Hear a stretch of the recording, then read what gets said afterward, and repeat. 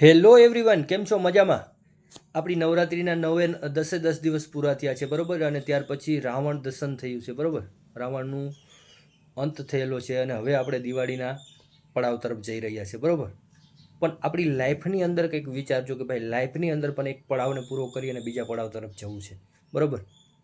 કે ભાઈ એક ગરીબી, એક મિડલ ક્લાસથી નીકળી અને એક સારી લાઈફ તરફ જવું છે, બરાબર.